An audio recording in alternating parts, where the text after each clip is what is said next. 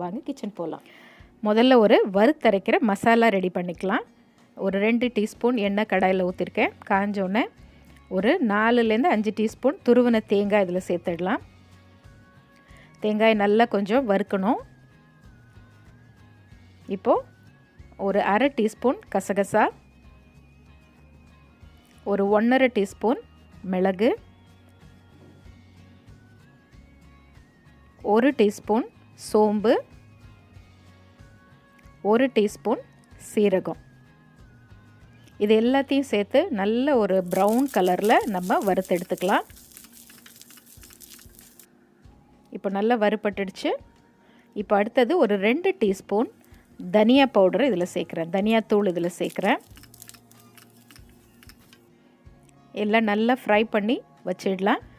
உங்களுக்கு அம்மியில் அரைக்கிற ஆப்ஷன் இருந்ததுன்னா அம்மியில் அரைச்சா இன்னும் ரொம்ப டேஸ்ட் நல்லாயிருக்கும். இல்லைன்னா மிக்சியில் கொஞ்சமாக தண்ணி ஊற்றி ஒரு நல்ல ஃபைன் பேஸ்ட்டாக அரைச்சி எடுத்து வச்சிடலாம். அடுத்தது ஒரு பாத்திரம் வச்சிடலாம். அதில் ஒரு 3லேருந்து 4 டேபிள் ஸ்பூன் எண்ணெய் ஊற்றிருக்கேன். எண்ணெய் காஞ்சோன்னே 1/4 ஸ்பூன் வெந்தயம், 1/4 டீஸ்பூன் சோம்பு தாளிக்கிறதுக்கு போட்டிருக்கேன். இது ரெண்டும் கொஞ்சம் பொரிஞ்சோன்னே கொஞ்சமாக பூண்டும் கருவேப்பிலையும் சேர்த்துடலாம். பூண்டை வந்து லேசாக அப்படியே 1-2 தட்டி போட்டுக்கலாம். அப்போ இன்னும் நல்ல வாசனை ரொம்ப நல்லாயிருக்கும். அடுத்தது பொடியாக நறுக்குன சின்ன வெங்காயம் சேர்க்குறேன். ஒரு 150 கிராம் அளவு சின்ன வெங்காயம் சேர்க்கலாம். இப்போ இந்த வெங்காயம் வதங்குற அளவுக்கு கொஞ்சமாக உப்பும் சேர்த்துடலாம். நல்ல வெங்காயம், பூண்டு, கருவேப்பிலை எல்லாம் கொஞ்சம் சுருண்டு வதங்கினோடனே ஒரு 1/4 டீஸ்பூன் மஞ்சத்தூள் சேர்த்துருக்கேன்.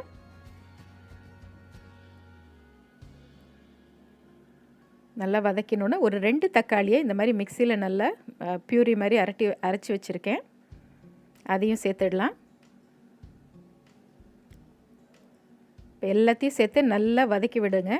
பாருங்கள், நல்லா சுருண்டு நல்லா எண்ணெய் மிதக்க வதங்கிடுச்சு. இப்போது கலந்தத்தூள், அதாவது குழம்பு மிளகாய் தூள் இல்லைன்னா கலந்தத்தூள், அது ஒரு 1 டேபிள் ஸ்பூன் சேர்த்துக்கலாம். ஏன்னா நம்ம ஏற்கனவே மிளகு வந்து மசாலாவில் சேர்த்துருக்கோம். இப்போ அதனால் உங்கள் காரத்துக்கு ஏற்ற மாதிரி பார்த்து சேர்த்துக்கலாம். ஒரு அரை டீஸ்பூன் இஞ்சி பூண்டு பேஸ்ட்டு. இப்போ எல்லாத்தையும் சேர்த்து நல்லா சுருண்டு வர மாதிரி வதக்கி விட்டுடலாம், அந்த பச்சை வாசனைலாம் நல்லா போகிற அளவுக்கு. அடுத்தது நம்ம அரைச்சி வச்ச மசாலா, அந்த மசாலாவையும் இதில் சேர்த்துட்டு எல்லாம் ஒன்றா நல்லா கலந்து வரணும். நல்லா அந்த பச்சை வாசனை போகிற அளவுக்கு நல்லா வதக்கி விட்டுடலாம். இப்போ மசாலா நல்லா சுருண்டு வதங்கிடுச்சு.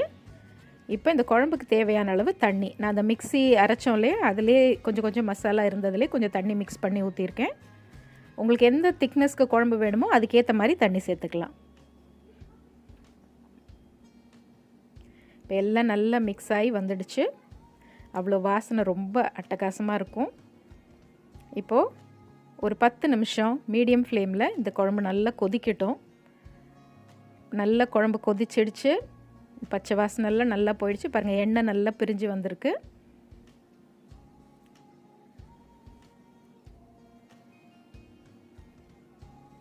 இப்போது நம்ம ஒரு தடவை உப்பு சரியாக இருக்கான்னு செக் பண்ணிக்கிட்டு தேவையான அளவு உப்பு சேர்த்துடலாம். அடுத்தது நல்லா சுத்தமாக கழுவி வச்ச நண்டு. எப்பயுமே குழம்புக்கு வந்து ரொம்ப பெரிய நண்டை விட இந்த மாதிரி மீடியம் சைஸ் நண்டு, கொஞ்சம் சின்ன நண்டு தான் சுவை ரொம்ப நல்லாயிருக்கும். நண்டு சேர்த்தாச்சு.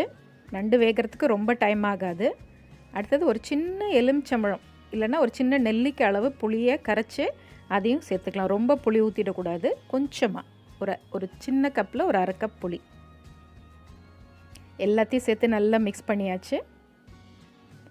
இப்போ மிதமான தீயில் ஒரு 10 நிமிஷம் மூடி வைக்கலாம். நண்டு வந்து 10 நிமிஷத்தில் சூப்பராக வெந்துடும். உங்களுக்கு கமகமன்னு அந்த குழம்பு வாசனை சூப்பராக வரும். இப்போது நல்ல வறுத்தரைச்ச மணமான சுவையான நண்டு குழம்பு நமக்கு ரெடி. எண்ணெயெல்லாம் நல்லா பிரிஞ்சு வந்திருக்கு. கடைசியாக கொஞ்சமாக கொத்தமல்லி தூவி இறக்கலாம். உங்களுக்கு குழம்பா வேணும்னா இந்த கன்சிஸ்டன்சிலே எடுத்துடுங்க. இல்லை இன்னும் ஒரு 10 நிமிஷம் விட்டோம்னா நல்ல ஒரு கிரேவி மாதிரி ஆகிடும். அது உங்களுடைய சாய்ஸ், எப்படி வேணுமோ அப்படி எடுத்துக்கலாம். இப்போது கடைசியாக ஒரு 2 நிமிஷம் ஃபுல்லாக சிம்மில் வச்சிட்டிங்கன்னா நல்ல எண்ணெய் அப்படியே பிரிஞ்சு தளன்னு அந்த கிரேவி அந்த குழம்பு பதத்துக்கு சூப்பராக வந்துடும். பாருங்கள், நம்மளுடைய சூப்பரான மணமான சுவையான நல்ல வறுத்து அரைச்ச, அதாவது உங்களுக்கு கோல்டு காஃப் எல்லாம் இருக்குதுன்னு வச்சுக்கோங்க, அதாவது இந்த நெஞ்சு சளி பிடிச்சிருக்க சமயத்தில் இந்த குழம்பு சாப்பிட்டா அவ்வளோ சுவையாக இருக்கும். அது மட்டும் இல்லை, இதில் அவ்வளோ மெடிசினல் ப்ராப்பர்ட்டிஸ் இருக்கிறதுனால கண்டிப்பாக இதை ட்ரை பண்ணி பாருங்கள். இந்த ரெசிபி உங்களுக்கு பிடிச்சிருந்ததுன்னா லைக் பண்ணுங்கள், ஷேர் பண்ணுங்கள், சப்ஸ்கிரைப் பண்ணுங்கள். இது சிம்பிளி சமையல். நான் உங்கள் ரேகா. தேங்க்ஸ் ஃபார் வாட்சிங். Take care. பபாய்.